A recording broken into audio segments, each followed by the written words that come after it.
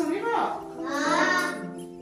ଗୋଟିଏ ମାର ତିନୋଟି ପିଲା, ଗୋଟିଏ ମାର ତିନୋଟି ପିଲା, ଗୋଟିଏ ମାର ତିନୋଟି ପିଲା, ଗୋଟିଏ ମାର ତିନୋଟି ପିଲା। ମା କରିଥିଲେ ଛଅଟି ପିଠା, ମା କରିଥିଲେ ଛଅଟି ପିଠା, ମା କରିଥିଲେ ଛଅଟି ପିଠା, ମା କରିଥିଲେ ଛଅଟି ପିଠା। ସମାନ ସମାନ ବାଟି ସେ ଦେଲେ, ସମାନ ସମାନ ବାଟି ସେ ଦେଲେ, ସମାନ ସମାନ ବାଟି ସେ ଦେଲେ। ସମାନ ସମାନ ବାଟି ସେ ଦେଲେ। କୁହ ପିଲେ କିଏ କେତେ ପାଇଲେ? କେତେ ପାଇଲେ?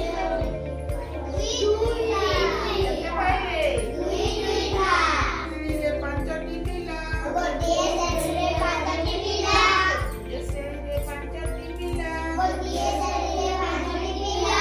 ଦିଦି ଆଣିଥିଲେ 10ଟି କେଲା, ଦିଦି ଆଣିଥିଲେ 10ଟି କେଲା, ଦିଦି ଆଣିଥିଲେ 10ଟି କେଲା। ଦିଦି ଆଣିଥିଲେ 10ଟି କେଲା। ସମାନ ସମାନ ବାଟି ସେ ଦେଲେ, ସମାନ ସମାନ ବାଟି ସେ ଦେଲେ, ସମାନ ସମାନ ବାଟି ସେ ଦେଲେ। ସମାନ ସମାନ ବାଟି ସେ ଦେଲେ।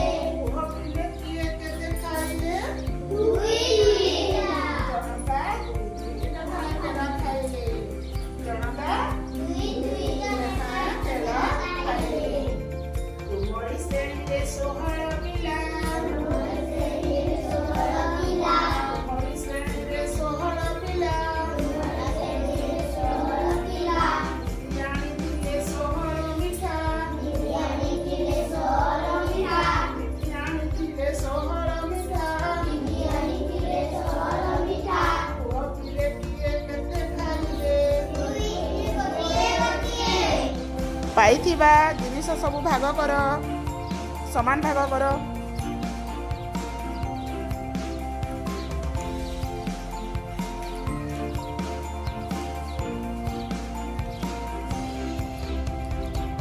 ତମର ସରିଲା, ଭାଗ ଶେଷ ହେଲା। କେତୋଟି ମାର୍କର ଥିଲା? ଜଣକା 2ଟି ଲେଖା ମାର୍କର ପାଇଛ। କେତୋଟି ମାର୍କର ଥିଲା? 8ଟି। ସମୁଦାୟ 8ଟି ଥିଲା। ଜଣକା 2ଟି ଲେଖା ପାଇଲ। କେତେ ଜଣଙ୍କ ମଧ୍ୟରେ ଭାଗ କଲ? 4 ଜଣ। Very good. ତମର କେତୋଟି ଡଟ୍ ଥିଲା? 6ଟି। କେତେ ଜଣ ଅଛ ତୁମେ? କେତୋଟି ଲେଖା ପାଇଲ? Very good. ତମେ କ'ଣ ପାଇଥିଲ? 9ଟି ଡଟ୍ ପାଇଥିଲ। ତୁମେ କ'ଣ ପାଇଥିଲ? 9ଟି ଡଟ୍। ଜଣକା କେତୋଟି ଡଟ୍ ପାଇଲ? ଜଣକା 3ଟି ଡଟ୍।